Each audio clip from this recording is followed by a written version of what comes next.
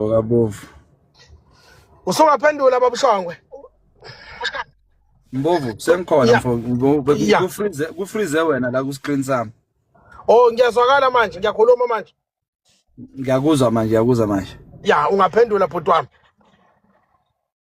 No, umbuzo uwodwa la mangibuka support ama foreigners. Asike singene ekuthenini iSouth Africa ine policy mfo kaMbovu. Ngizophendula diplomatically nendlela futhi eyisintu kahle. Ine policy yama foreigners. Ithi umuntu odingeka la eSouth Africa maka yiforeigner kumele kube umuntu oza nesamba semali esikhulu azo invest. Okusho ukuthi imali kumele ayishiye la. Ne-skill kumele ashiye la. And kumele kube iskill esinganaso la eSouth Africa ukuze simlande. Mubu ufika ke la kugcwele ama foreigner neskill esinaso thina ama South Africans. So kusho ukuthini lokho imisebenzi ethi yathathwa. And number 2, we need to trade nama foreigners. We need to trade nama foreign countries so that the economy is on move. So how and what do we need kuma foreigners? Na into esiyidingayo. Sidinga ukuthi ba qualify ngokwephepha elibhaliwe la eSouth Africa ukuthi iconstitution ithi vumela iforeigner makwenze njani. Number 2, kumele babe documented. So ngilisho ngingasabi ukuthi ama undocumented foreigners la South Africa awahamba wafokofe. Ngoba uma kubulewe umuntu somewhere Mbovu ebulewe iforeigner engekho documented asikhona ukuthola lo muntu. Angabulela abantu abawu5 ama fingerprints wakhe awazukukhomba ukuthi usame umuntu lo obulele kanje. So you need people who are documented abangene ngokusemthethweni la. Number 2, ukuregister kwabe kosisiza la ekuthenini uma eza ngepassport lakhe langale ngaphandle limnika u21 days, limnika u14 days, limnika u31 days ukuthi akabuyele ezweni la kubo. Uma ezohlala la ngevisa, i-visa law must then apply ukuthi uyavumeleka ukuthi ahlale la. Sikhona isidingo na. So angisabi ukusho lokho. Angikushelo for iphathi ngisho mina ngushongo as a member of parliament ukuthi ama foreigners angekho documented awasidedele. Sisafuna sisesebhizi manje inhlangano enkulu kunabadila ngaleyo policy le yama foreigners. Mina ngisadila nalezi igebengu zamaphoyisa ngithunywe lapho. But my view ngedwa nje says awahamba ama foreigners angabhaliswanga angekho emthethweni nalawa futhi anganasidingo ukuthi abe la.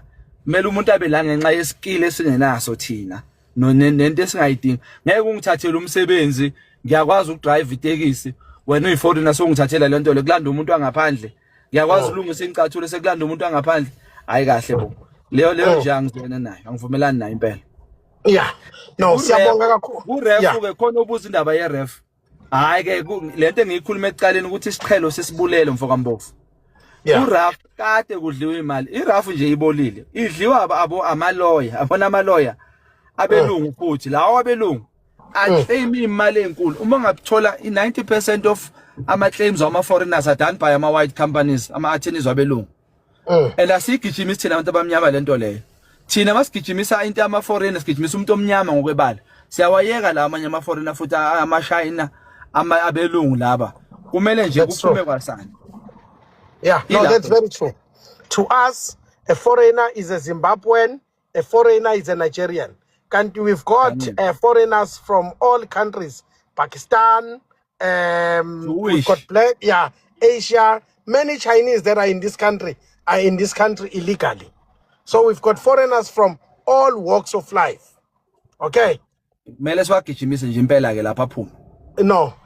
Asicela ukuthi ubabushongwe asho amazwi akhe ogcina thina siyi-clean governance siyabonga kakhulu mfo kaShongwe ukuzavela kwakho ube kanye nathi la uthatha isikhathi sakhe sibalekile sophinda sikujahe sobe sesikujahe litaba abantu ababoshiwe wawenza isithembiso sikuhleli la kubhampa 52 sifunani ethe you are getting paid asicela ukuthi nisiwashele icathulo just do your job.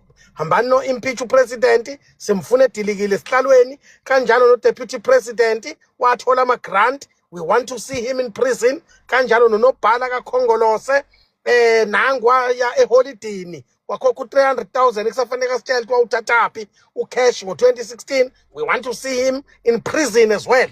Isela nesela akuhambe whether white or black asikhethi sisazoya kuma meya ngafani. So do your job. njengeScope aniholeli ukuthi nihlale lapha naye uFarouz Khan lo simfune eboshiwe. Every thief must go into prison. Bengizothi mina laba abasele manje la government abazazi banenkinga abangifonele beze bazongibona sikhulumisane basho ukuthi mina ngatshontsha kanje bese simbuke ngizohamba nyobakhulumela ukuthi hayi lo uthi yena watshontsha u500 million uzowubuyisa kodwa ucela ukuthi sibone senza kanjani ngabe bese simbophe kancane mhlawumbe simnika u30 years yabona ngena la 30 omunye simnika u20 yabona abeze ngiyababiza uzani sokhulumana abanye ababe yi-state witness sikwazi ukubopha sobaxolela abahlike ehlalweni manje kodwa ke abangazwanga ukuthi ngithini ngithi mina umkhonto uzongena emandleni